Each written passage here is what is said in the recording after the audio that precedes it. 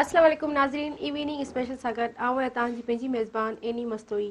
नाज़रीन, असांजो प्रोग्राम तव्हां ॾिसी सघो था हर अंगारे खां अरबा शाम जो 4 खां 6 ताईं। नाज़रीन, अॼु 27 दिसंबर आहे। हर साल 27 दिसंबर के असां ॾाढो ॾुख सां मल्हायो था वञूं, छाकाणि त हिन ॾींहं ते असां खां हिकु अहम गुलूकार सिंध जो रागी विछड़ी वियो हो। ऐं नालो खणंदी आहियां सरमंद सिंधीअ जो, जेको तमामु ख़ूबसूरत रागी, दिलनि ते राज करण वारो। अॼु हुनजी 26वीं वरसी आहे।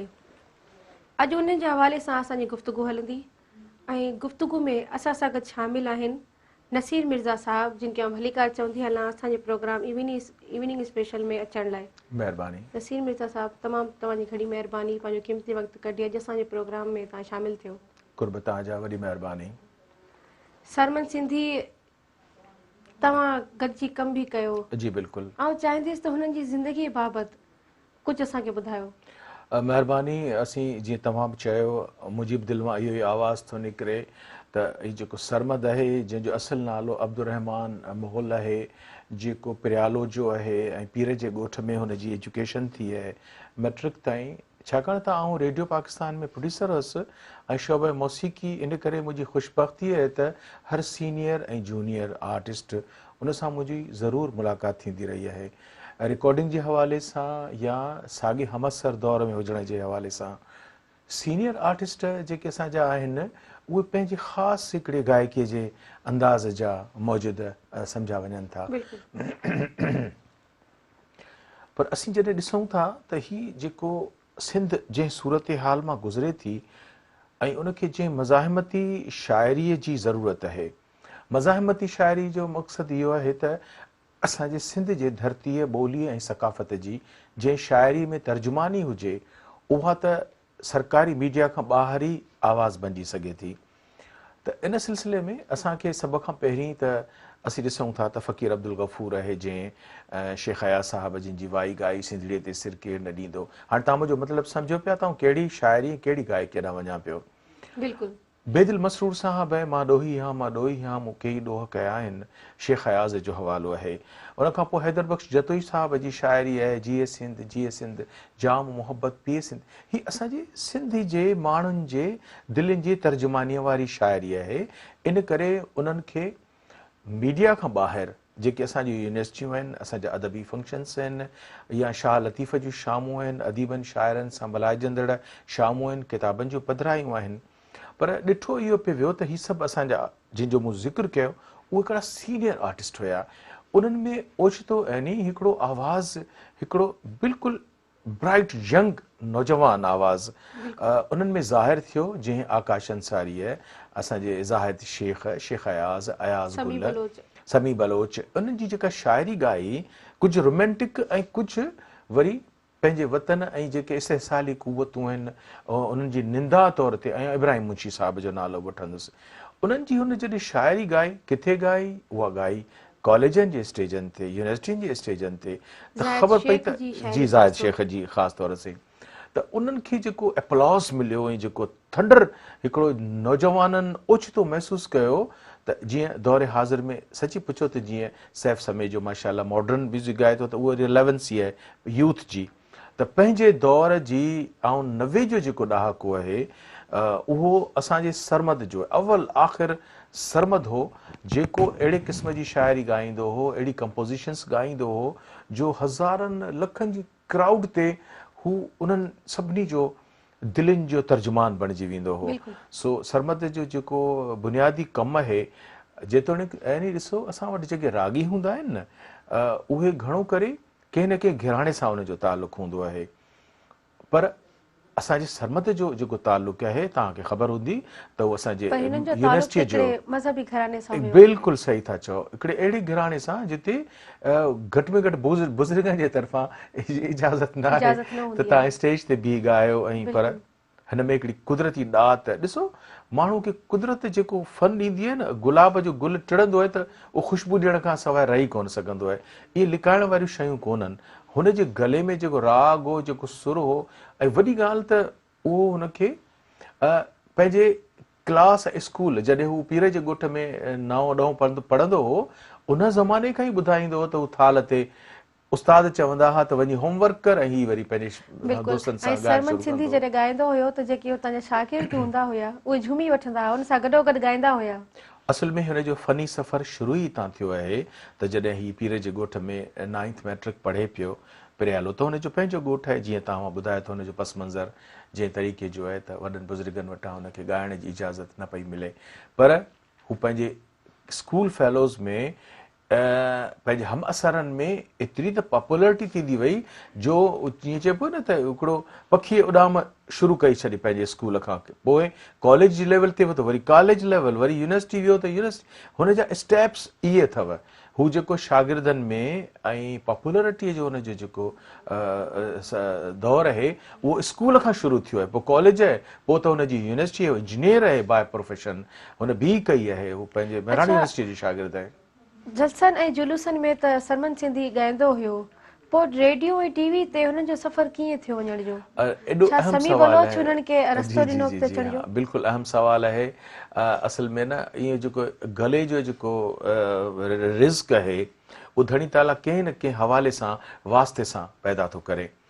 त सरमद पंहिंजे स्कूल कॉलेज यूनिवर्सिटी जे लेवल ताईं त उनखे बेहद पनाह ऑडियंस आहे जेको उनखे ॿुधे पियो हुनजी शाइरी, पर सची पुछो त जेको पहिरियों उनखे ब्रेक जंहिंखे चइबो आहे मिलियो आहे उहो पाकिस्तान टेलीविज़न जे प्रोग्राम तां थियो आहे। ऐं केतिरा प्रोड्यूसर आहिनि जीअं फौज़िया सुमरो आहे, ज़ुल्फ़िकार मज़हर आहे, अमीर अली आहिनि, इन्हनि खे असां रेडियो जे थ्रू प्लेटफॉर्म ॾिनो आहे।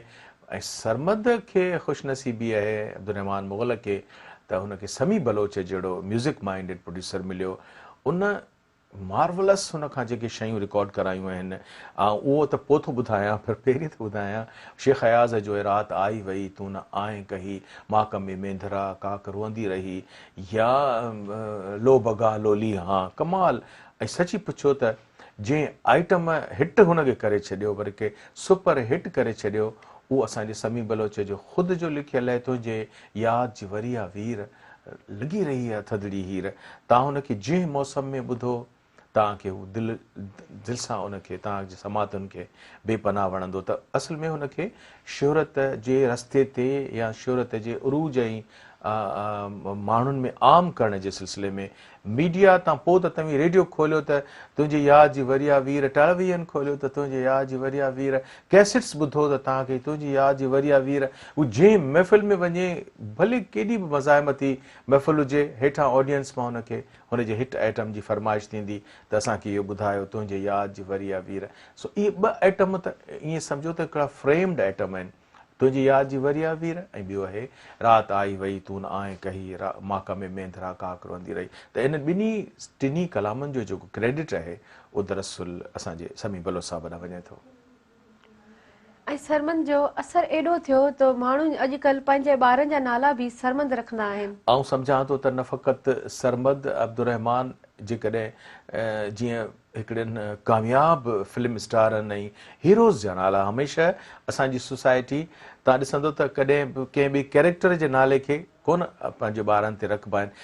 नियाणियूं ॼमंदियूं आहिनि त हीरोइन जा नाला उन्हनि ते रखंदा आहिनि, संगीता, कविता, ज़ेबा ऐं ऐश्वर्या। अहिड़ी तरह सां जेके हीरोज़ आहिनि, पोइ कहिड़ी बि फील्ड जा हुजनि, नालो हुनजो ज़िंदा रहंदो आहे। नालो हुनजो ज़िंदा रहे थो ऐं उहो पोइ वरी वालदेन उनजा नाला उन्हनि पंहिंजे ॿारनि ते रखनि था। तव्हां बिल्कुलु सही चयो। ऐं अॼु जा जेके ॻाइणा आहिनि हुननि पंहिंजा नाला ख़तमु करे सरमंद या नाला रखणु शुरू कया आहिनि। अहिड़ा कुझु आर्टिस्ट अथव, ख़ासि तरह सां आउं 3 आर्टिस्टनि जा नाला वठंदुसि। ॻाल्हि तव्हां जॾहिं कई आहे त पोइ वरी यकी था करियूं त जीअं मिसाल जलाल चांडियो आहे, उनजी बि असांजे सिंध में एॾी त हाक, एॾी त धाक, एॾी त शोहरत जो पोइ नंढो जलाल, विचो जलाल, आख़िरी जलाल, वरी फौज़िया सुमरो जेका आई आहे त तव्हां ॾिसो त पोइ वरी नियाणियुनि जेके ॻाइणु शुरू कयो त वरी असांजी सनम मारवी साहिबा जॾहिं खां हिट थी आहे त असांजे केतिरनि रागी ख़वातीन सम्झो त नसीब जो सितारो मारवीअ सां आहे। अहिड़ी तरह सां सरमद जो नालो माज़र सां जी ॻाल्हि कटींदे असां सां हिकिड़ी लाइव कॉल शामिल आहे जेका प्रोग्राम में शामिल थी चुकी आहे। हेलो, अस्सलाम वालेकुम। वालेकुम अस्सलाम जी, ताला खुश अल्हम्दुलिल्लाह। छा चवणु चाहींदव तव्हां? जी असां समझ नहीं बारे चंदा भी माशाल्लाह दोनों पुत्र थी रहो मुंहिंजी वस्ती मलाई वञे। जी जी। हेलो, तव्हांजो आवाज़ कटिजे पियो, थोरो लाउडली ॻाल्हायो। ये सरमत सिंधी पाण में चीना वक्त में लाई वनी को तारीख दी में डायरेक्ट है हायर मक्ते जा चान जी जी महिरबानी तव्हां प्रोग्राम में शामिल थिया आहियो। जी नसीर मिर्ज़ा साहब तव्हां इजाज़त ॾींदो त छाकाणि त ही उहो ख़ुशनसीब आर्टिस्ट आहे उस्ताद मोहम्मद यूसुफ उस्ताद मोहम्मद जुम्मन ऐं असांजे मोहम्मद यूसुफ उस्ताद मोहम्मद जुम्मन अलड़ फ़क़ीर इहे टे ख़ुशनसीब सीनियर आर्टिस्ट हुआ जिन ते वॾनि वॾनि स्कॉलरनि किताब लिखिया आहिनि ख़ासि तरह सां मुमताज़ मिर्ज़ा साहिबु यकीन करियो अञा वरी उस्ताद मोहम्मद जुम्मन जे बारे में सोज़ालाई साहिब कारूं वस कयां ही बहितरीनु किताब आहिनि उन्हनि रागिन जी ज़िंदगियुनि ते छाकाणि त ईंदड़ नसुल ताईं त लिखत वारो अखर ई ज़िंदा रहे थो बिल्कुलु। त हू कीअं हुआ कीअं उथंदा कीअं वेहंदा कीअं ॻाईंदा हुआ त असांजे दोस्त कौसर बरोड़ साहिबु जेको रेडियो पाकिस्तान जे डायरेक्टर प्रोग्राम्स जी हैसियत में हुनजी रिटायरमेंट थी आहे वॾो सुठो ब्रॉडकास्टर आहे हर लिहाज़ खां डिस्क जॉकी म्यूज़िक प्रोग्रामनि जे हवाले सां हुनजो वॾो नालो आहे हुन सरमद ते जेको ऐनी ही किताबु लिखियो आहे मुंहिंजी दिलि चए थी आउं हिकिड़ो पैराग्राफ पढ़ां छाकाणि त इहो बुनियादी पैराग्राफ जी जी आहे बिस्मिल्लाह। कौसर बरोड़ी साहिबु लिखियो आहे त अब्दुर्रहमान मुग़ल सरमद सिंधी नाए मां ऐं मैट्रिक जो इम्तिहान पीर ॻोठ हाई स्कूल में ॾिनो हो शाम थींदे ई हुनजो क्लास फेलो फरीद कंदर थाल वॼाईंदो हो ऐं सरमद सिंधी ॻाइणु शुरू कंदो हो उस्ताद अची दड़का ॾींदो हो त पेपर जी तयारी कयो रुगो पिया था रू रू कयो राग पिया ॻायो सरमद रोज़ उस्ताद खे इहो ई जवाबु ॾींदो हो हा साईं मानी खाई पोइ पढ़ूं था पर इम्तिहान गुज़री विया पर सरमद थाल जी पचर न छॾी ऐं एजुकेशन जे हवाले सां न पर पंहिंजे राग जे हवाले सां सिंधी मौसीक़ी जी तारीख़ में पंहिंजो नालो चांदीअ जे हरफ़नि सां लिखायो तमामु ज़बरदस्त पंहिंजी गुफ़्तगू जारी आहे टाइम थी वियो आहे हिकिड़े शॉर्ट ब्रेक जो ब्रेक खां पोइ वापसि था अचूं। वेलकम बैक नाज़रीन इवनिंग स्पेशल में नाज़रीन अॼु असांजी गुफ़्तगू आहे सरमद सिंधी जी ज़िंदगी बाबति ऐं असां सां गॾु साथ असांजो महिमान थो ॾे नसीर मिर्ज़ा साहिबु। जी नसीर मिर्ज़ा साहिबु सरमद जी जेका इब्तिदाई ज़िंदगी आहे उन ते ज़रूरु छाकाणि त हू हिकिड़ो को प्रोफेशनल रागी कोन हुयो कुदरत हुनखे इन फील्ड में आंदो ऐं मज़ाहिमती शाइरी रोमेंटिक शाइरी ऐं दिलनि जी तर्जुमानी कंदड़ शाइरी ॻाइण जे करे हुनखे लाज़वाल बेमिसाल शोहरत जेका नसीब थी हाणे मूंखे जेका मालूमात आहे त 1979 में हू टेक्निकल कॉलेज ख़ैरपुर मां हुन डिप्लोमा पास कई हुई पोइ KMC हुन जॉइन कई ऐं KDA में हुन पंहिंजी जेका कैरियर आहे या जेका प्रोफेशनल डिग्रीअ जे मुताबिक़ जेका हुनजी ज़िंदगी आहे उहा हुन गुज़ारी हुई केॾो सुठो थिए जेकॾहिं आउं शेख अयाज़ जंहिंजी 28 डिसेंबर ते 25वीं वरसी आहे शेख अयाज़ साहिब जे ई ज़िंदगीअ में बेपनाह सदमो पहुतो हो शेख अयाज़ खे जॾहिं हुन ख़बर ॿुधी हुई सरमद जे एक्सीडेंट जी छाकाणि त सरमद खे पहिरीं जेको एक्सीडेंट थियो हो उहो ख़ुदि बि हिकिड़ी शादीअ मां वापसी जेका ग़ालिबन हुनजे पंहिंजे ॻोठ पिरियाले मां हू निकितो हो वापसि त किथे हुनजो एक्सीडेंट थियो ऐं उनखां पोइ जेको ॿियो एक्सीडेंट थियो हो उनजे ख़ासि तरह सां उनजे लेग्स में जेको गोॾनि में जेके धक लॻा हुआ इन जे करे हू हिकिड़े वॾे अरसे ताईं व्हील चेयर ते बि अची वियो हो ऐं पोइ जॾहिं हू फंक्शन्स में व्हील चेयर ते ईंदो हो त पोइ ॻाईंदे ॻाईंदे हुन ते एॾो जज़्बो तारी थींदो हो जो हू जॾहिं उथी खड़ो थींदो हो ॻाईंदे ॻाईंदे त यानी सॼो ऑडियंस हज़ारनि में न उथी बीह रहंदो हो ख़ुशीअ में त असांजो रागी हाणे पंहिंजे पेरनि ते बीह सघे थो त मूं ज़िक्र कयो पियो त शेख अयाज़ जो जंहिंजी 25वीं वरसी हाणे 28 डिसेंबर ते शेख अयाज़ लिखियो आहे त मरहूम सरमद सिंधीअ खे हिकु निहायत मुतरन्नुम ऐं जानदार आवाज़ हो हुनखे ॿुधी हिंदुस्तान जी अज़ीम क्लासिक रागिन जा राग मूंखे यादि अची वेंदा हुआ शेख अयाज़ लिखियो आहे मां सम्झां थो त सरमद जो आवाज़ अञा ताईं कतियुनि जे ऐं कननि में मुंहिंजे ऐं कतियुनि जे कननि में गूंजे पियो ऐं सितारा इहो ॿुधी अजब में सोचींदा हूंदा त धरतीअ ते अहिड़ो बि उपग्रह रागी हो जंहिं लाज़वाल गीत ॾिना ऐं जंहिंजी ॾात ॾहूणी हुई ऐं हुन 10,000 खां हज़ारनि जे मजमे ताईं ॻाइण में पंहिंजो पाण खे मंझरायो त हीउ ॾिसो शेख अयाज़ जहिड़े अज़ीम शाइर जा हिकिड़े नौजवान रागीअ जे लाइ लफ़्ज़ आहिनि।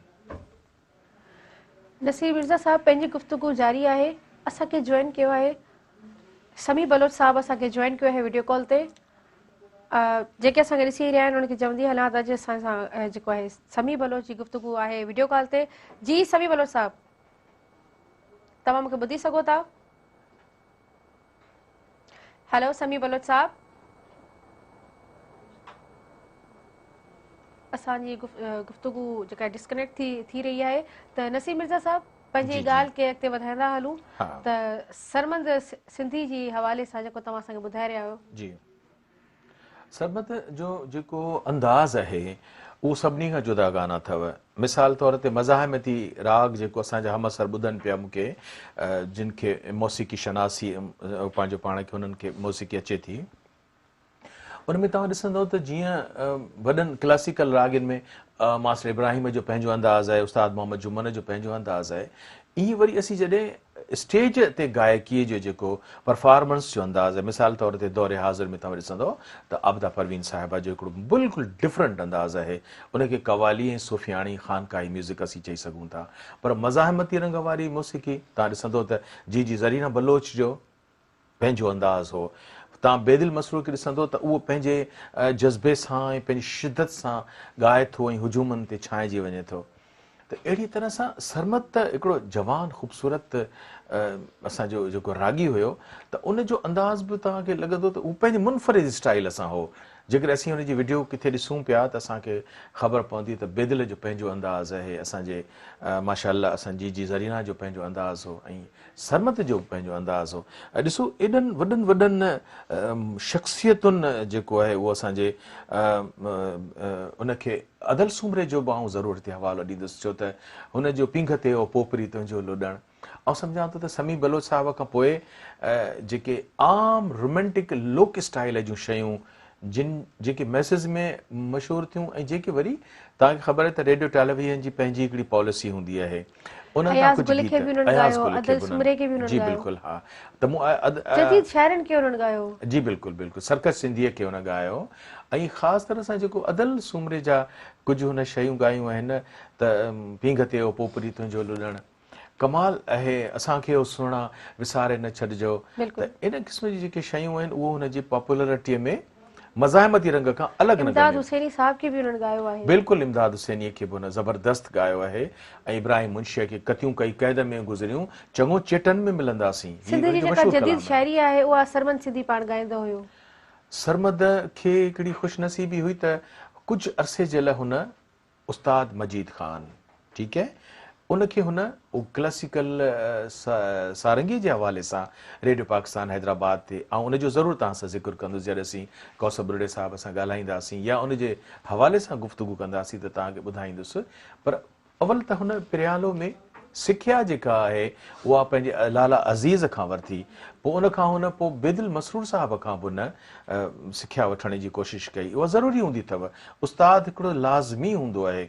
ऐं आख़िर में हुन जेका पोइ फ़नी तरबियत हिकिड़े हद ताईं सिखण ऐं वठण जी कोशिशि कई उहा सारंगी नवाज़ अज़ीम सारंगी नवाज़ उस्ताद मजीद ख़ान खां सॻो ॿुधाए, उहो त मुंहिंजी अॻियां हो सभु कुझु। अच्छा नसीर मिर्ज़ा साहब, जिते ॻाल्हि थी आहे सरमद सिंधी जी त उनजी यादूं ताज़ा करण लाइ ख़ूबसूरत नगमो आहे जेको मिली करे सरमद सिंधी जो नगमो ॾिसूं था। वेलकम बैक नाज़रीन इवनिंग स्पेशल में।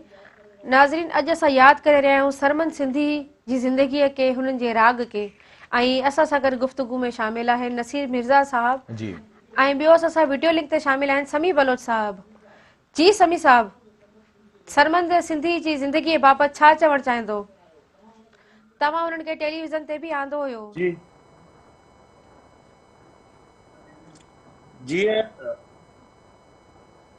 जी जी बिल्कुलु मूंखे यादि आहिनि वॾी सरमद सिंधी, बल्कि नसीर ऐं असां गॾु हुयासीं त शेख अयाज़ खां जॾहिं हुन जा कमेंट्स वठणु वियासीं त शेख अयाज़ हिकिड़ी वॾी ॻाल्हि कई त जॾहिं सरमद सिंधी कंडी ऐं सिंगरी ॻाईंदो आहे त मुंहिंजी लूअ लूअ कांडारजी वेंदी आहे।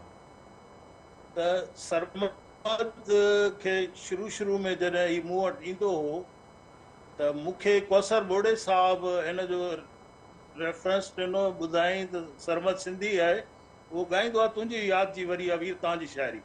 मूं जॾहिं सरमद सां मुलाक़ात मुंहिंजी थी त मूं चयो, मूंखे यादि अची वियो त हे त असीं शागिर्द सियासत जे दौरान जॾहिं टेक्निकल कॉलेज में ही हूंदो हुयो, मां लतीफ़ यूनिवर्सिटी में हूंदो हुउसि, उन तरफ़ मुलाक़ातूं हूंदियूं ऐं मुख़्तलिफ़ प्रोग्रामनि में ही ईअं ॻाईंदो हो, झुंगारे ॻाईंदो हो, तमामु सुठो। बहरहाल हे मूं वटि जीअं आयो त मूंखे कुझु शयूं ॿुधाई जंहिंमें हिकिड़ो त इहो हुयो मुंहिंजी शाइरी तुंहिंजी यादि जी वरी आहे वीर, ऐं ॿियो टी हिकिड़ी लोकगीत हो लोली हुई।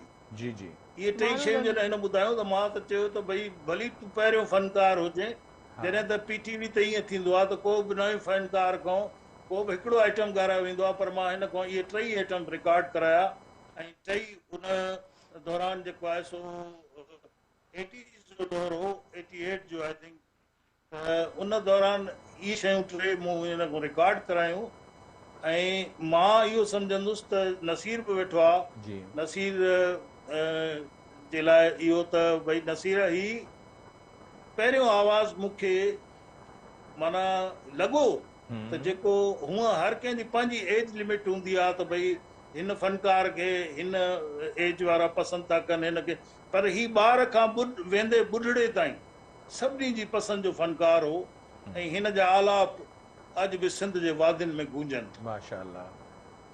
समी आऊं एतिरो तव्हां खां पुछंदुसि त इहे जेके आइटम थिया हुआ हिकिड़ो तारीख़ी यादगार प्रोग्राम में जेको असीं बाद में बि ॾिसंदा रहंदासीं, त इन जी पस मंज़र मौसीक़ी या अरेंजमेंट जेको आहे उहो समी त ख़ासि तरह सां जेको हसीन रिकॉर्डिंग आहे तुंहिंजी यादि जी वरिया वीर, त बैकग्राउंड म्यूज़िक ते कहिड़ो कंपोज़र बीठो आहे तव्हां सां गॾु? जी जी नसीर साईं, इहो मरहूम फ़तेह अली हुयो कंपोज़र अच्छा पाकिस्तान टेलीविज़न में, पर हुन जीअं त कंपोज़र हिकिड़ी पंहिंजी टेक्निक ॿोल वरी इंटरल्यूड्स ऐं इहे सभु शयूं ठाहींदा आहिनि, त मूं खेसि मना कयो त हीउ नओं फ़नकार आहे, जीअं त हीउ जेको ॻाए थो हिनखे साथ ॾियो, बसि इहे ॿोल वॼायो, इंटरल्यूड में ॿियूं शयूं हिनखे फासायो न, हिनखे मुंझायो न किथे बि।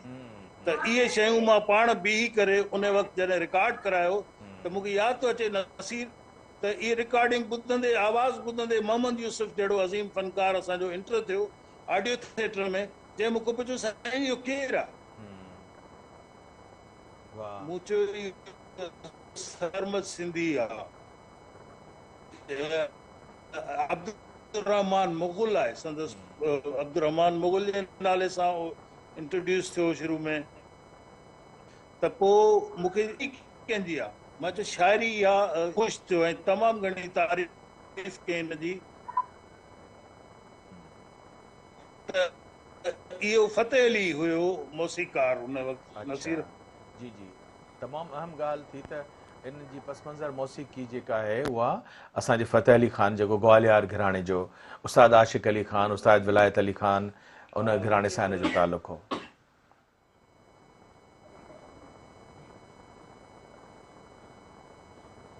अच्छा समी बलोच साहब, जॾहिं सरमन सिंधी साहब खे शोहरत मिली त पोइ हुननि जी ज़िंदगी में को या हुननि जे ॻाल्हाइण में को बदलाव आयो?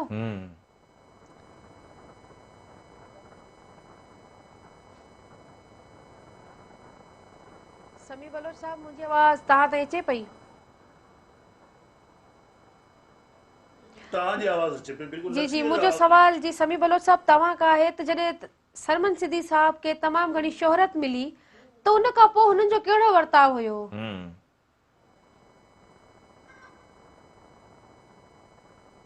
समी जॾहिं कंहिं आर्टिस्ट खे ज़बरदस्त शोहरत मिलंदी आहे, न्याज़ निवड़त वारो फ़नकार रहियो आख़िर ताईं हुनजी त।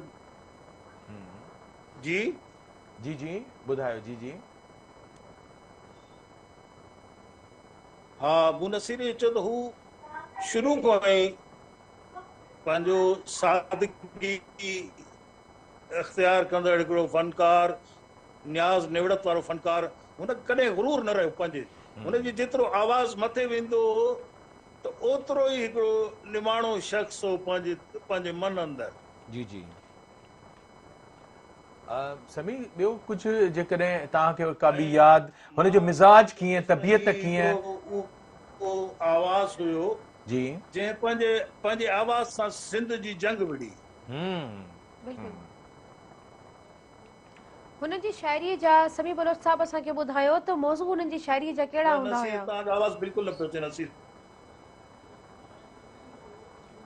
जी। घणो करे हुनजो मौज़ू जेको आहे सो इनक़िलाबी ऐं रोमानवी बि रहियो, पर इनक़िलाबी शाइरी हुन पंहिंजो नालो कमायो। मां जीअं चयो त सिंध जी जंग विड़ी हुन पंहिंजे आवाज़ सां।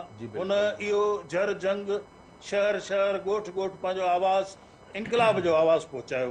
ऐं इन्हनि क़ौमी गीतनि ॻाइण में शुरूआत त जीजी ज़रीना ऐं बेदिल मसरूर हुया, पर बाद में ही असां वटि हिन तमामु सुठो नालो पंहिंजो ठाहियो हिन। ऐं समी बलोच साहब हू कमर्शियल न रहियो हो, मतलब हुननि जो जेको हूंदो सिंध जे हवाले तबियत में कमर्शियलिज्म हुन जी तबियत में कॾहिं न रही। ऐं हू कॾहिं बि इहो नथा चई सघूं त हू को हिन मैदान में सिर्फ़ु इन लिहाज़ आयो हुजे त मूंखे कमाइणो आहे बसि। हुन कॾहिं बि इहो न सोचियो। हुन सिंध जी ख़िदमत, हुन शाइरी जी ख़िदमत, ख़ासि तौर ते जदीद शाइरनि खे हुन तमामु सुठो ॻायो। ऐं ईअं ई हुन सूफ़ियाना कलाम बि ॻाया, पुराणे दौर जा बि ॻाया, पर हुन ख़ासि तौर ते जी समी बलोच साहब हुन दौर में कैस्टुनि जो दौर हूंदो हुयो, आम जाम माण्हू जेका शाइरी ॻाईंदा हुया, पर सरमन सिंधी साहब का अहिड़ी शाइरी ॻाई, गैर मयारी शाइरी ॻाई जे तां पोइ बाद में तनक़ीद थी हुजे। न बिल्कुलु न, सरमन सिंधी जी पंहिंजी चूंड, हुन जी सिलेक्शन अहिड़ी हूंदी। हुन वटि मूं अक्सर ॾिठो, हुनजे घर वञी बि ॾिठो त हुन वटि लाइब्रेरी में किताब जदीद शाइरनि जा या पुराणा शाइर, मतिलबु हुन गैर मयारी या कैसेट कल्चर में हुन पाण खे बिल्कुलु अलॻि मुनफरिद रखियो। सरमन सिंधी साहब सूफियाना कलाम ॻाईंदो हुयो।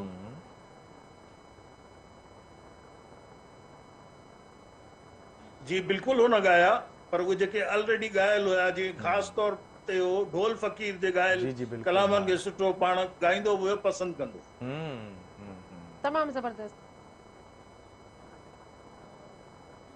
ऐं ॻोठनि में बि वेंदो हुयो, नंढनि नंढनि प्रोग्रामनि में शामिल थींदो हुयो।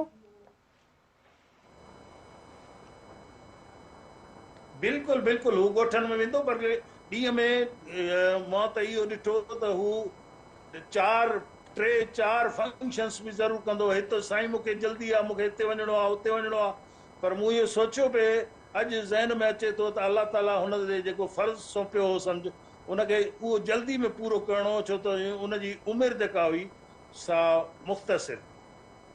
थैंक यू सो मच समी बलोच साहब, तव्हां असांखे मेहरान टीवी ते ऐं इवनिंग स्पेशल जे प्रोग्राम में शामिल थियो। थैंक यू सो मच, तव्हांजा लख थोरा, तव्हां पंहिंजो क़ीमती वक़्तु कढी करे असांजे प्रोग्राम में, असांजी कचहरी में शामिल थियो। नाज़रीन, तव्हांखे ॿुधाईंदी हलां त असांजी गुफ़्तगू जारी आहे सरमन सिंधी जी ज़िंदगीअ बाबति, पर हिते टाइम थियो आहे न्यूज़ ब्रेक जो। न्यूज़ ब्रेक खां पोइ वापसि था अचूं। वेलकम बैक नाज़रीन इवनिंग स्पेशल में। नाज़रीन, तव्हांखे ॿुधाईंदा हलो त सरमन सिंधी जी अॼु वरसी आहे ऐं उन जी ज़िंदगी जे हवाले सां अॼु असांजी गुफ़्तगू हली रही आहे, जिते नसीर मिर्ज़ा साहब अॼु असां सां गॾु आहिनि ऐं असांखे वीडियो कॉल ते जॉइन कयो आहे, टेलीफोन कॉल ते कौसर बुरड़ो साहब। उन्हनि सां बि असां गुफ़्तगू कंदासीं। जी कौसर बुरड़ो साहब, कीअं आहियो? ठीकु आहियो? दुआ महिरबानी, सब ख़ैर। अल्हम्दुलिल्लाह। सरमन सिंधी जी ज़िंदगी बाबति अॼु असां ॻाल्हायूं पिया, छा चवणु चाहींदो तव्हां? सरमन सिंधी जंहिंजी थोरो तव्हां कंफ्यूज़ आहियो त 6वीं वरसी आहे अलाए काई आहे, बिल्कुलु हुनजी 6वीं वरसी आहे। जी बिल्कुलु। छाकाणि जो हुन अॼोके तारीख़ ते 1996 में वफ़ात कई हुई, हिन जे करे अॼु हुनजी 6वीं वरसी आहे। पर मां हिकिड़ी ॻाल्हि पंहिंजा वीचार ॾियण खां अॻु में इहा गुज़ारिश कयां त हिन दफ़े असां जेका सरमन जी वरसी मल्हाई हुई प्रियालो में, उहा 23 तारीख़ ते असां फंक्शन कयो हुयो। सिंधी अदबी संगत प्रियालो कल्चर डिपार्टमेंट जो सहकार हुयो, असां सभु दोस्त गॾिजी करे। इन जे करे त 27 तारीख़ ते वरी बेनज़ीर साहिबा जा प्रोग्राम थियनि था, शेख हयाज़ साहिब जा थियनि था। इन करे असां 23 ते ई सरमन सिंधीअ जी 6वीं वरसी जेका आहे उते मल्हाए छॾीसीं प्रियालो में। सरमन सिंधी जी जेसिताईं तव्हां ॻाल्हि था कयो त हर दौर में फनकार पैदा थींदा रहिया आहिनि ऐं शुरूआति में अॻमें रहिया आहिनि।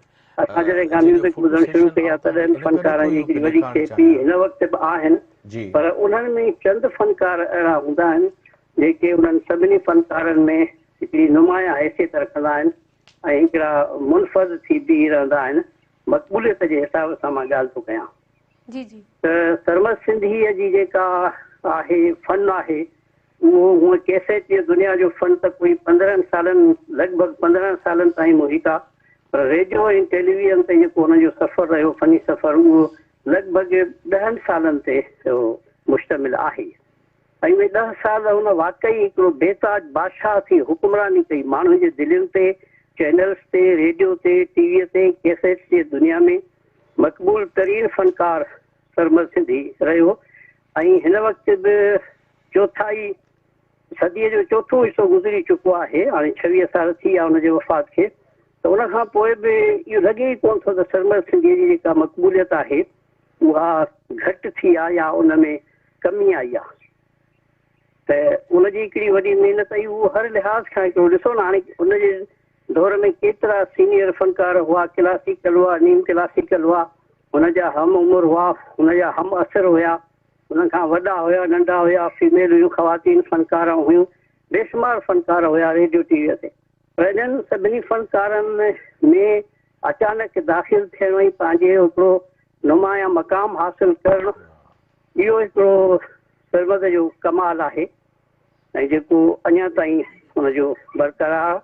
उहो हर लिहाज़ खां हिकिड़ो मुनफ़र्द ऐं निरालो फ़नकार हुयो सरमद सिंधी मुंहिंजे नज़र में। छाकाणि जो मां इहो इन लाइ नथो चवां त उहो असांजो ज़ाती दोस्तनि में बि हुनजो शुमारु थींदो, पर हिकिड़े परस्तार जी हैसियत में चवां थो त फ़नकार हर लिहाज़ खां जेको सरमद सिंधी हुयो उहो मुनफ़र्द हुयो। ॾिसो, आवाज़ जे लिहाज़ खां उहो मुनफ़र्द हुयो, आलाप जे लिहाज़ खां उहो मुनफ़र्द हुयो, शख़्सियत जे हिसाब सां उहो मुनफ़र्द हुयो। उनखां अलावा शाइरी जी जेका चूंड या सिलेक्शन थिए थी उन में हू मुनफ़र्द हुयो। ऐं सरमद सिंधीअ जी ज़ात जेका हुई उहा मुंहिंजे नज़र में गुलकार न हुयो।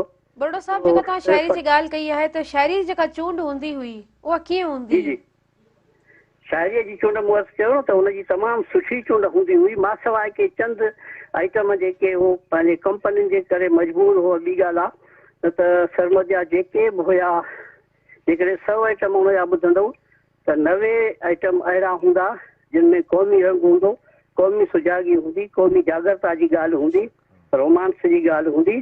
ऐं उहो हर तबिके जो फ़नकार हुयो न, मतिलबु वॾनि जी नुमाइंदगी बि कई हुन, झूर पोड़नि जी नुमाइंदगी कई, लेडीज़ जी ख़वातीन जी नुमाइंदगी कई, न हद ताईं जो हू नौजवाननि जो त नुमाइंदा आर्टिस्ट हुयो ई सही, पर हू ॿारनि जो बि नुमाइंदा आर्टिस्ट हुयो। ॿारनि जे बि हक़नि जी, ॿारनि जे हिनजी केॾी हुन केतिरा ई आइटम आहिनि जेके ॿारनि जे जज़्बात ऐं एहसासनि जी ऐं हुननि जे हक़नि जे तहफ़ुज़ जी ॻाल्हि कनि था। त हुनजी जेका शाइरीअ जी सिलेक्शन हूंदी न, तमामु सुठी हूंदी हुई ऐं मयारी हूंदी हुई। ऐं हुन में जेका ॿी हिकिड़ी ख़ासि ॻाल्हि मूं करणु पई चाही त हू कॾहिं बि पंहिंजे पाण खे वॾो फ़नकार न सम्झंदो हुयो या हुन में कोई हठ या गुरूर कोन हूंदो हुयो। जीअं फ़नकार इन उरूज ते पहुची वेंदा आहिनि त हू पोइ ॿियनि फ़नकारनि खे फ़नकार ई न सम्झंदा आहिनि, चवंदा आहिनि सिर्फ़ु मां ई फ़नकार आहियां। पर सरमद में इहा आदत कोन हुई, हुन में न्याज़ हुयो, निवड़त हुई, निठाई हुई। यकीन ॼाणो त अञा चैनल जो दोस्त असांजो नास त इन ॻाल्हि जो गवाह हूंदो त जॾहिं म्यूज़िक जो शुबो हुते मूं वटि हूंदो हुयो हैदराबाद रेडियो ते, ऐं सीनियर फ़नकार वेठा हूंदा हुया, फिरोज़ गुल वेठो हूंदो, उस्ताद मजीद ख़ान जी, ज़रीना आलम, फ़कीर वहीद अली, जेके सीनियर फ़नकार आहिनि नसीर जा मुंहिंजे कमरे में वेठा हूंदा हुआ। सरमद ईंदो हुयो त यकीन ॼाणो मोहतरमा हू सभिनी खे पहिरें पई मिलंदो हो, झुकी मिलंदो हुयो। ऐं जेकॾहिं अॻु में वेठो हूंदो को सीनियर फ़नकार कमरे में दाख़िल थींदो त उथी हुनखे पंहिंजी सीट ॾींदो हुयो। तमामु ज़बरदस्त। अच्छा, रिस्पेक्ट कंदो हुयो फ़नकारनि जी, सीनियर फ़नकारनि जी। ऐं हुन में सिखण जो जेको हुई न, जेकॾहिं कंहिं कैसेट में का ग़लती कंदो हुयो उनजी निशानदही कई त हिन में तलफ़ुज़ जेको आहे ग़लति ॻायो अथई, असां हुनजी निशानदही दोस्त कंदा हुआसीं। यकीन ॼाणो वरी जॾहिं ॿी कैसेट ईंदी हुई त हू कराची खां हैदराबाद असां दोस्तनि वटि ईंदो हो ऐं सभु कलाम ॿुधाईंदो, हे कलाम हिन में मां ॻायां थो, हिन में जेकॾहिं मां को ग़लति तलफ़ुज़ उचारियां थो त महिरबानी करे मुंहिंजी इस्लाह कयो ताकी उहो कैसेट में ग़लति न उहो अची वञे। इहो तमामु घटि फ़नकारनि में थींदी आहे त आख़िरी लम्हनि ताईं, आख़िरी ॾींहंनि ताईं सरमद सिंधी हिकिड़ी सिखण जी जेका जुस्तजू हुई न, इन जे करे उहा हुनजे हथां न विञाई, हुन सिखंदो ई रहियो। तमामु ज़बरदस्त। अच्छा बुढ़ो साहब, हिते तव्हां का इहो सवाल कंदी हलां त सरमद सिंधी साहब तव्हांजो दोस्त बि हुयो, तव्हां हुनजी तबियत खां बि वाक़ुफ़ु हुयो, तव्हां सां खिल भोग मश्करी मज़ाक बि हिकु दौर ते रहंदी हुई, तव्हां चाहींदे उहो थोरो सो शेयर कयो। असल में के शयूं अहिड़ियूं आहिनि जेके घणियूं त ऑफ दी रिकॉर्ड आहिनि। मसलन मां हाणे हिकिड़ी तव्हां ॻाल्हि कई आहे त पोइ मां हिकिड़ी ॻाल्हि कयां थो त मां हुनखे कोठींदुसि उस्ताद सरमद त हू वरी वाइदो थी वेंदो हुयो त मां उस्ताद तुंहिंजो कीअं थियुसि। हुआसीं न असां तमामु फ्री ॿ चारि दोस्त फ्री हूंदासीं। मसलन जेकॾहिं हू कराची खां अचे फंक्शन ते उत्तर सिंध में वञे ऐं हू नास ते मूं सां न मिले त ईअं थी नथो सघे। वरी वापसीअ ते ईंदो हुयो त बि असां वटि रहंदो हुयो, असांजूं कचरियूं राति देरि ताईं हलंदियूं रहंदियूं। पोइ मां चयो मूंखे उस्ताद त ई वाइदो थी अॼु मां तुंहिंजो उस्ताद कीअं थियुसि। मां चयो ॻाल्हि इहा त हिकु ॾींहुं तूं सुतो पिए बाबर शाह कॉलोनी में असांजो घर हूंदो हुयो, उते ईंदो हो त पोइ आराम कंदो हुयो, सुम्हंदो राति जो। सुबुह जो मां सवेर रेडियो ते प्रोग्राम करणु वञा त मां सुबुह जो उथी पंहिंजा कपिड़ा इस्त्री पियो कयां त हे को जाॻी पियो अखि पची ॾिसे पियो त मां कीअं थो कपिड़ा इस्त्री कयां। जॾहिं मां शलवार इस्त्री कयां त ॿी ट्रप ॾेई उथियो। मूंखे कुझु ॿ टे ईअं ज़ाती सुख न ॾेई पोइ मूंखे चई त हे तोखे पंहिंजा कपिड़ा इस्त्री करणु कोन था अचनि, सुथण ईअं इस्त्री न कबी आहे, हीअं कबी आहे। पोइ हुन मूंखे पंहिंजी सुथण जी इस्त्री करे ॾिनी। उन खां पोइ मां चयो त सरमद यादि कोन थिए तो मूंखे सुथण इस्त्री करणु सेखारी, इन करे तूं मुंहिंजो उस्ताद थिए न। पोइ वरी अची खिलंदो हुयो हिन ॻाल्हि ते। त हू हिकिड़ो ॾाढो हिकिड़ो मिलनसार खिल मुख इंसानु, कॾहिं बि रूड शख़्सियत जो मालिक कोन हुयो। तमामु हिकिड़ो दिलबर तबियत जो माण्हू हुयो। असांजा त वरी तमामु घणा केतिरियूं अहिड़ियूं शयूं आहिनि जेके ऑफ द रिकॉर्ड पाण मीडिया ते नथा ॿुधाए सघूं, पर ॾाढो हिकिड़ा मां हुनजो घुमघिरा रिकॉर्ड कया। जग मशहूरु ॻाल्हि आहे। स्टूडियो में ईंदो पियो हुयो, पहिरियों फंक्शन करे मोटी आयो मंझंदि जो हुते मूं वटि। मां चयो तूं आराम कर त ACPL स्टूडियो में हैदराबाद रेडियो ते त हिन जो हुते निंड कई। मूंखे थोरी शरारत सिजी आई, नास ते सां रही करे मां शरारती ॾाढो थी वियुसि हैदराबाद में। पोइ वरी माइक्रोफोन खणी मां जो वञा त खोंघिड़ा पिया था लॻनि, इलाही भयानक क़िस्म जा। मां जो वियुसि त पोइ उहा माइक्रोफोन हुनजे मुंहं ते रखी मां रिकॉर्ड कया। ख़ैर हीअ जॾहिं निंड मां उथियो मां चयो अचु त तोखे मां पंहिंजी नई रिकॉर्डिंग ॿुधायां। स्टूडियो में उते वठी वियोमांसि बूथ में। मां चयो हीअ ॾिसो कंहिं हे करे पाड़े जो आवाज़ु भरिया न आहे, मुंहिंजो काॾो आवाज़ु थियो। मां चयो न हाणे सुभाणे सुबुह जो प्रोग्राम मां जेको कंदुमि सुबुह में उन में मां जो ऐलान कंदुसि त सरमद सिंधीअ जो आवाज़ ऐं कलाम त तव्हां ॿुधा आहिनि हुनजी आवाज़ में, अॼु हुनजा खोंघिड़ा थो तव्हांखे ॿुधायां।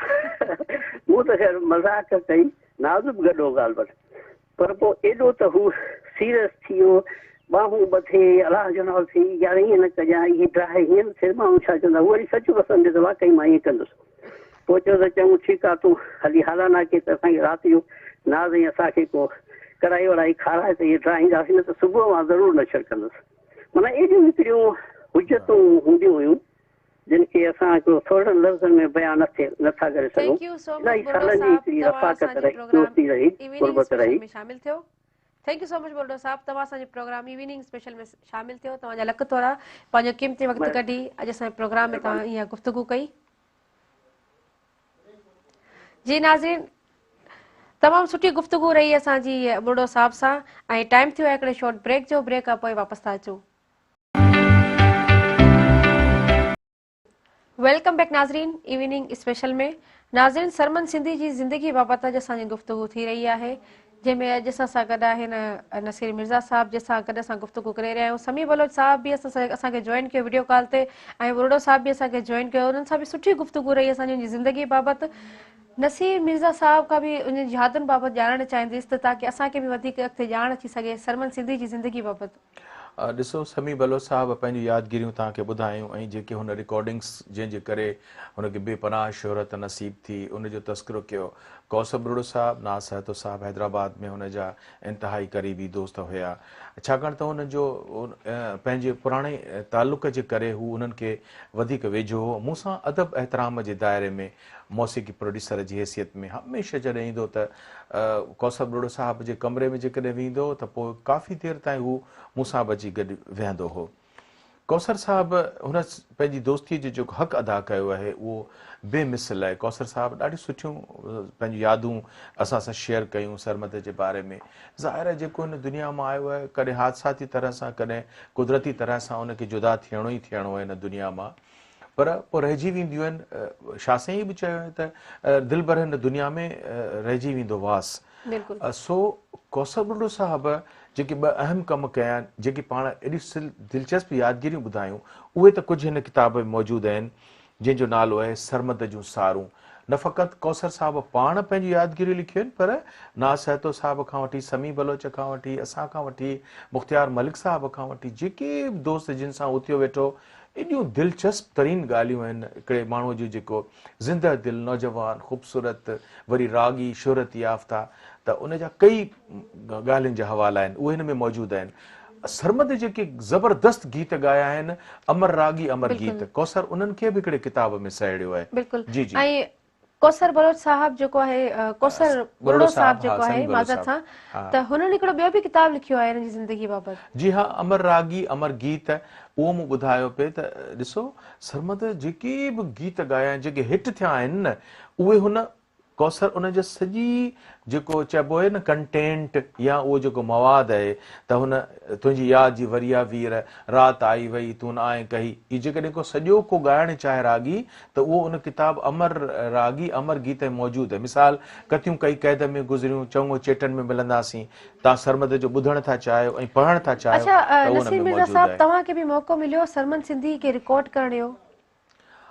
असल में मूंखे सरमद जो जेको आवाज़ आहे उन में उदासी हुई, हिकिड़ी एॾी सैडनेस हुई। कौसर साहब कमाल ते ॻाल्हि कई आहे त स्टेज ते हुनजो आलाप हो जेको हीअं गूंजंदो हो, अची जेको आहे न हिकिड़ी जेका सदा हणंदो हो, उन में अलाए जी छो हिकिड़ी पुकार हूंदी हुई, ऐं उन में हिकिड़ी अलविदा अलविदा जा आवाज़। आउं हुनखे हमेशह चवंदो बसि त तुंहिंजी आवाज़ में इहा उदासी, हिन जो पस मंज़र छा आहे, को ख़ानदानी या को फैमिलीअ जो को अहिड़ो ॾुख आहे जेको, छो त हर माण्हू पंहिंजे अंदर जो आवाज़ हूंदो आहे। जेकॾहिं आउं सरकश सिंधीअ जा ई जेके मुंहिंजी दिलनि जी तर्जुमानी कंदड़ लफ़्ज़ आहिनि, त सरमद सिंधी जे बारे में सरकश सिंधी थो चवे त पुछंदुसि त तूं केतिरो राग थो ॼाणी, चवंदो त राग ॼाणाई की न, मां त रुॻो दर्द जी दां आहियां।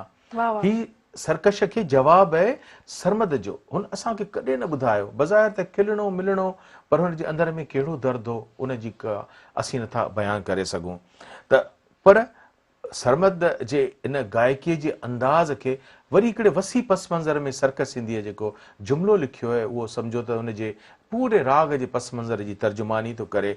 हू चए थो त सरमद जे आवाज़ में दरअसल इहा सिंध धरतीअ जे सदियुनि खां जेका ग़ुलामीअ जी सदा आहे, ग़ुलामीअ जी पुकार आहे, ग़ुलामीअ जो जेको दर्द आहे, उहो हुनजे आवाज़ मां निकितो, जंहिं हुनखे दुआम शोहरत बख़्शे छॾी। हाणे जेतिरे क़दुरु मूंसां आउं चाहींदुसि त मुंहिंजी गुफ़्तगू जे दौरान आउं फुटेजिस बि तव्हांखे न सुहिणे आर्टिस्ट जा, वॾनि वॾनि अदीबनि शाइरनि सां, हुनखे ॾाढो शौक़ु हूंदो हुयो पंहिंजे पढ़ियल लिखियल ऐं ज़हीन पंहिंजे दौर जे मशहूरु लेखकनि शाइरनि सां मुलाक़ात जो। त इन सिलसिले में आउं त म्यूज़िक प्रोड्यूसर हुअसि, त ज़ाहिर आहे त हुनजो मूंसां मिलणु स्वाभाविक हो। त ऐं वरी छाकाणि त शोबे मौसीक़े जो कौसर बुल्लो साहब बाद में इंचार्ज थियो हो ऐं आउं ई हूंदो हुअसि। उन ॾींहंनि में अदल सुमरे साहब मूंखे हिकिड़ी वाई ॾिनी, ॾाढी उदास वाई, मुरकंदड़ प्यारा मुसाफ़िर, उस्ताद मजीद ख़ान खां, जेको असांजे सरमद जो उस्ताद हुयो, उनखां मूं हुनजी तर्ज़ ट्यून ठाराई हुई। छाकाणि त हूअं त हुनजे इहा रिकॉर्ड जी ॻाल्हि अथव त सरमद जेको कुझु बि ॻाईंदो हो न, उस टेलीविज़न ते त फ़तेह अली ख़ान जेको उस्ताद मौसीक़ार फ़तेह, उहो हुननि जूं उनजो ट्यूनर हूंदो हो, उनजो अरेंजर हूंदो हो, ऐं शाहिद बज़मी जेको हूंदो हो, फ़ैरोज़दीन बि हुनजो ट्यूनर, हुनजो कंपोज़र हूंदो हो। पर रेडियो पाकिस्तान हैदराबाद ते हुनजो उस्ताद मजीद ख़ान जेको आहे उहो ट्यूनर ऐं कंपोज़र हूंदो हो। कैसेट ते अक्सर कम जेको शाहिद बज़मी साहब, जी बिल्कुलु तव्हां सही चयो। त मूं ॻाल्हि पई कई त उहा ऐं सरमद जा तव्हांखे फुटेजिस ॾेखारींदो पियो हलां, त ॾिसो नूरुल हुदा शाह सां, अयाज़ गुल सां, अदल सुमरे सां, नाज़ सहतो साहब सां, कौसर बुल्लो साहब जन सां, शेख अयाज़ सां, कमर शहबाज़ सां, ॾिसो केतिरनि माण्हुनि सां हुनजी उथ वेह। ही सॼो नंढड़ो नंढड़ो हिकिड़ो एल्बम आहे जेको तव्हां ॾिसंदो त ही माण्हू थोरी 35-36 साल त हुनजी ॼमार आहे। उन एज में ई हुन एतिरनि वॾनि वॾनि माण्हुनि जो प्यारु हासिलु कयो, जिन में आउं तव्हांखे शेख अयाज़ साहब जो जेको आहे उहो हवालो आउं तव्हांखे ॾेई चुको हुअसि। त मूं हुनजो जेको उस्ताद मजीद ख़ान जे आवाज़ में, हूअं त कुझु ॿिया बि आइटम्स आहिनि जेका मूं इमदाद हुसैनी साहब जा आहिनि, उहे हिनजे आवाज़ में रिकॉर्ड कया, पर न विसरंदड़ आइटम जेको आहे आउं विसारे नथो सघां, उहो सरमद जे आवाज़ में मूं जेको आहे उहो अदर सुमरे साहिब जो रिकॉर्ड कयो हो मजीद ख़ान जी मौसीक़ीअ में मुरकंदड़ प्यारा मुसाफ़िर। ऐं जेकॾहिं का प्रोग्राम जी पछाड़ी थींदी त आउं तव्हांखे, छाकाणि त हुनजी वफ़ात खां अॻु में जेको 2-4 ॾींहं पहिरीं कौसर बुढ़ो साहिब सां मिलणु आयो। कौसर साहिब जो हीउ कमिरो आहे, हिन पासे मुंहिंजो कमिरो आहे जिते असीं विहूं पिया रेडियो पाकिस्तान में फर्स्ट फ्लोर ते विंग में। त हीउ जॾहिं मूंसां मिलणु आयो हो त उन ॾींहुं हुन सारो वक़्तु मूंसां ई गॾु गुज़ारियो ऐं कौसर बुढ़ो साहिब पंहिंजी मसरूफ़ियतुनि में हुयो ऐं उन ॾींहुं मूंसां माज़रत सां नसीर मिर्ज़ा साहब, ॻाल्हियुनि में तमामु घणो मज़ो अचे पियो। इहा ॻाल्हि तव्हांजो तफ़सील सां ॿुधंदसि। ठीकु आहे, मुंहिंजो ख़्याल सां आहे त हिकिड़ो ब्रेक वठूं, पोइ इहा ॻाल्हि तव्हां खां तफ़सील सां ॿुधां। नाज़रीन खे ॿुधाईंदी हलां त टाइम थी वियो आहे हिकिड़े नंढे ब्रेक जो। ब्रेक खां पोइ वापसि था अचो, नसीर मिर्ज़ा साहिब जी पूरी गुफ़्तगू खे जॉइन था कयूं। वेलकम बैक नाज़रीन, इवनिंग स्पेशल में। नाज़रीन मूंखे ॿुधाईंदी हलां त सरमन सिंधी जी अॼु वरसी जो ॾियारो आहे। तमामु ॾुख जहिड़ी ॻाल्हि आहे ऐं उन जी ज़िंदगी बाबति अॼु असां गुफ़्तगू करे रहिया आहियूं। नसीर मिर्ज़ा असां गॾु आहिनि ऐं सरमद सिंधीअ जा तमामु सुठा दोस्त आहिनि। हुननि सां काफ़ी सारा हुननि जा लम्हा जेके आहिनि असां शेयर था करे रहिया आहियूं। समी बलोच साहिब बि अॼु असां सां गॾु यादूं पंहिंजूं शेयर कयूं ऐं उन सां गॾु बुढ़ो साहिब बि असां सां गॾु उन जूं यादूं शेयर कयूं, कौसर बुढ़ो साहिब। ऐं आऊं हाणे नसीर मिर्ज़ा साहिब खे जॉइन कंदसि त कुझु अहिड़ियूं ॻाल्हियूं हुयूं जेके अधूरियूं रहिजी वियूं ऐं चाहींदसि त उहे तव्हां उते ई खणो जिते असां ब्रेक खां अॻु में रहाए विया आहियूं। जी हनी मूं ॻाल्हि पे कई त सरमत जो जॾहिं इहो हादसो जॾहिं हू ज़ाहिर त बदीन खां वाया ठटे कराची वञण वारे रस्ते ते हो ऐं छाकाणि त हुनखे पहिरें एक्सीडेंट में ई राड पंहिंजे टंगुनि में पियल हुयूं ऐं हुनजो तमामु घणो रतु वही वियो हो ऐं हुनजे करे हुनजो तुर्त हॉस्पिटल ताईं न पहुचण जे सबबु हू जवानीअ में असांखां जुदा थी वियो। छाकाणि जो ब्लड काफ़ी जेसि ताईं हॉस्पिटल ताईं पहुचनि त हू असांजे विच में न रहियो। पर उनखां जेतिरे क़दुरु मूंखे वसूख सां थो ॻाल्हि कयां त 2-4 ॾींहं अॻु में वो रेडियो पाकिस्तान हैदराबाद, तव्हांखे ख़बर आहे त जीअं हैदराबाद में नासिर साहिब सां ऐं कौसर बुढ़े साहिब सां हुनजी इंतिहाई वेझड़ा पई। मूंसां हुनजो बेपनाह वॾे भाउ वांगुरु एतिराम जो रस्तो हूंदो हो। मूंसां बेहद आउं हुन सां हुनजे राग ते या हुनजे दर्द ते कॾहिं कॾहिं हुनखे एडवाइस बि कंदो हुउसि त तोखे हीअं ॻाइणु घुरिजे, तोखे हीअं ॻाइणु घुरिजे, तुंहिंजी सिलेक्शन अहिड़ी हुजणु घुरिजे। उहो जीअं हमेशह हिकिड़ो प्रोड्यूसर पंहिंजे कंहिं टैलेंट खे एडवाइस कंदो आहे। छाकाणि त मूंखे ख़बर आहे त हीउ जौहर आहे, हीउ जरखणो जौहर आहे, हिनखे हिन तरह सां वञणु घुरिजे, हिनखे हिन तरह सां ॻाइणु घुरिजे, हिनखे हीअ सिलेक्शन ॻाइणु घुरिजे। ऐं यकीननि त कौसर ऐं नासिर साहिब समी बलोच साहिब हुनखे गाइड कयो पिए, छाकाणि त उहो तमामु जवान फू जवान हो ऐं सभई दोस्त इल्मु अदब वारा मौसीक़ी शनास हुया। त आख़िरी मुलाक़ात में जॾहिं हीउ मूंसां गॾु अची वेठो चांहि जे कोप ते त इसहाक़ समेजो साहिब असां सां गॾु वेठो, जेके हाणे हिन वक़्तु चेयरपर्सन आहिनि, बल्कि चेयरमैन आहिनि असांजे सिंधी ॿोली जे बाख़्तियार इदारे जा, सिंधी लैंग्वेज अथॉरिटीअ जा। त वेठे वेठे हुनखे अलाए कहिड़ो ख़्यालु आयो त हुन हिकिड़ो शेर पढ़ियो, इसहाक़ समेजे साहिब। उन जॾहिं शेर पढ़ियो त सरमत खे एॾो त उहो वणियो। उहो शेर छा हो? तेरी फुरकत के लम्हे फूल जैसे, तेरी कुर्बत के लम्हे फूल जैसे, मगर फूलों की उम्रें मुख्तसर हैं। ही एॾो तव्हां शेर ॿुधो, ही जंहिंजी सिट आहे, मगर फूलों की उम्रें मुख्तसर हैं। गुल सुबुह जो टिड़े थो ऐं शाम ताईं मुरझाइजी वञे थो ऐं पनखड़ी थी विकिरी वञे थो। त आउं हैरान आहियां त सरमद जंहिं मूंखे बिल्कुलु अहसासु न हो त हू इन जो नोटिस वठंदो ऐं हुन यकदमि चयो त इहो मूंखे लिखी ॾियो पने ते। ऐं पुछईं त इहो कंहिंजो शेर आहे? त इसहाक़ समेजे साहिब ॿुधायसि त इहो अहमद फराज़ साहिब जो शेर आहे। आउं बेहद ॾुख सां थो ॿुधायां त कुझु ॾींहंनि खां पोइ जॾहिं हुनजो एक्सीडेंटल असांखां जुदाई थी वई हली सरमद जी, त इहा साॻी ॻाल्हि उन साॻी टेबल ते जॾहिं असां ॿियनि दोस्तनि सां कई त ही शेर हिन तरीक़े सां सरमद लिखियो जेको बेड लक साबित थियो असांजे दोस्त जे लाइ। त उन दोस्त जंहिंखे शौक़ु हुयो, ऐं हुनजो नालो नथो वठां, उन जो शौक़ु हो त मूंखे बि लिखी ॾियो, पर हुन जीअं ई ॿुधो त हिन शेर लिखण जो हिकिड़ो नोट करण जो बेड लक आहे, ज़ाहिर त हीअ ज़िंदगी केॾी बि ॾुखी, केॾी बुखी, केॾो बि ॾछो। अनवर पीरज़ादे जो शेर आहे, जे सच पुछो मौत खां प्यारी आहे। केरु हिन दुनिया जे रंगनि खे, हिन दुनिया जे जेके दोज़ख जहिड़ा नज़ारा आहिनि, उन्हनि खे छॾण लाइ कंहिंजी बि दिलि नथी चवे। त उन दोस्त चयो न सॉरी बसि आउं ही शेर एॾो बैड लक आहे जो जेकॾहिं लिखंदुसि त मूंसां बि को हादसो पेश अची सघे थो। त इहो हिकिड़ो अजीबो ग़रीब आख़िरी मुलाक़ात जो जेको वाक़ियो आहे, आउं कॾहिं नथो विसारियां। ऐं जॾहिं बि शेर पढ़ंदो आहियां मुंहिंजी दिलि न चवंदी आहे त कॾहिं न कंहिंखे नोट करायां ऐं न कंहिंखे इन जी को तफ़सील ॿुधायां। त ईअं कॾहिं कॾहिं इहे असीं अजीब वहमी क़िस्म जा माण्हू आहियूं। ऐं ॾिसो त सरमद पोइ एॾो ख़ुशनसीब रहियो त हीउ जेको ॿियो किताबु आहे सिंध जो सरमद सिंधी, सरमद जी हिकिड़ी ॿी तव्हांखे ख़ुशबख़्ती ॿुधायां तव्हांखे। अमूमन इलाही अननोटिस रागी दुनिया मां ईंदा आहिनि, अननोटिस हलिया वेंदा आहिनि। बसि हू पंहिंजो ॻाए, पंहिंजो पीरियड, पंहिंजो अंदाज़ छॾे हलिया वेंदा आहिनि। उन्हनि खे को कोन अपनाईंदो आहे। पर जीअं असां सवेल ॻाल्हि पे कई त ही उन्हनि ख़ुशनसीबनि मां सरमद अयाज़ तव्हां ॾिसंदव त हिन वक़्तु जॾहिं स्टेज ते बीहे थो, दौरे हाज़िर जो नौजवान रागी आहे, साॻी सिलेक्शन ॻाए थो, साॻियो अंदाज़ ॻाए थो, अखियूं पूरियो त जहिड़ो सरमद पाण पियो ॻाए। ऐं वॾी ॻाल्हि त सरमद जो पंहिंजो भाउ अहमद मुग़ल जेको महफ़िलुनि ते छायो पियो आहे, जेको हर वॾे फ़नकार वांगुरु अॻु में त हुनजे लाइ सरमद जो हवालो हूंदो, हाणे अहमद मुग़ल पंहिंजो हवालो पाण आहे। ऐं हू जॾहिं जीअं सिंध जीए, सिंध वारा जीअनि, सिंधी टोपी अजरक वारा जीअनि ॻाइनि था त हिकिड़नि खे त सरमद यादि अची थो वञे, उनजो अंदाज़ यादि अची थो वञे। ॿिए पासे ॾिसिजे थो त सरमद जे अंदाज़ में एॾो जेका बेपनाह ताक़त हुई जेका हुनजे भाउ अहमद में अची वई आहे। सो आउं सम्झां थो त सरमद बज़ाहिर जिस्मानी तरह सां त असांखां जुदा थी वियो आहे, पर रूहानी तरीक़े सां पंहिंजे आवाज़ जी उॾार, पंहिंजे आवाज़ जी पुकार जे हवाले सां अॼु बि ज़िंदा आहे ऐं सदाईं ज़िंदा रहंदो। बिल्कुलु बिल्कुलु असांजी यादुनि में अॼु जेका सरमद सिंधी जी ॻाल्हियूं थी वञनि त बिल्कुलु उजागर थी वियूं आहिनि। ऐं जेके व्यूअर्स आहिनि उन्हनि खे पसंदि कनि था, हुननि जी ज़िंदगी में बि सरमद सिंधी जो तमामु घणो यादगिरियूं आहिनि। हीउ प्रोग्राम बि ॾिसी रहिया आहिनि, जेके असांजे फेसबुक ते बि लाइव ॾिसनि पिया, फीडबैक असां ते अचनि पियूं, सरमद सिंधी जे हवाले सां ॻाल्हियूं पिया लिखनि। तमामु सो मच, तव्हां असांखे ईअं ई फीडबैक ॾींदा रहो जी।